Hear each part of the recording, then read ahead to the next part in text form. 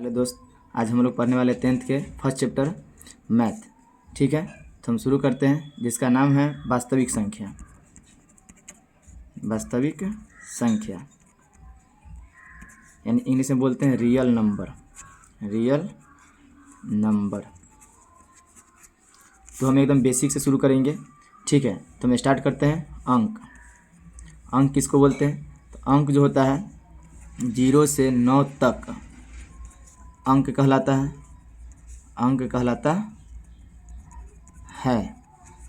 जैसे 0, 1, 2, 3, 4, 5, 6, 7, 8 और 9।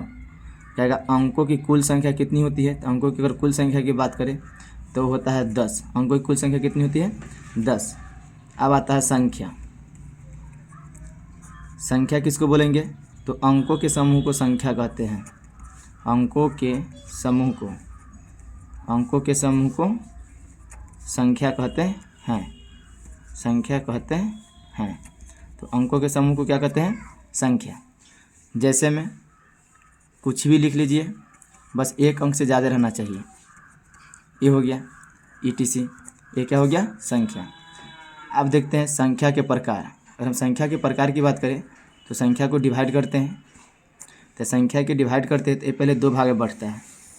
ठीक है, पहला जो संख्या होता है वो होता है वास्तविक संख्या। वास्तविक संख्या। दूसरा होता है काल्पनिक संख्या। काल्पनिक संख्या। काल्पनिक संख्या हमको यहाँ पर पढ़ना नहीं है, हमें केवल वास्तविक संख्या पढ़ना है। तो हम वास्तविक संख्या को अगर डिवाइड करें तो ये 2 भाग में डिवाइड होता है। जिसे पहला होता है परिमेय संख्या।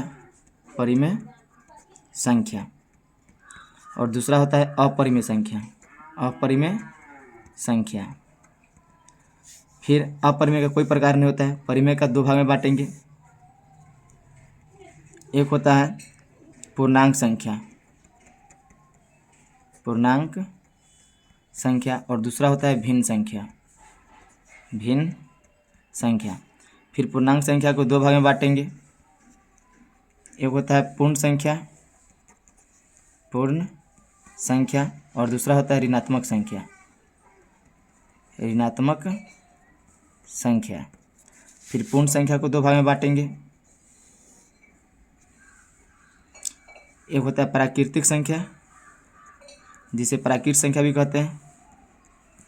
और दूसरा होता है शून्य संख्या। शून्य संख्या।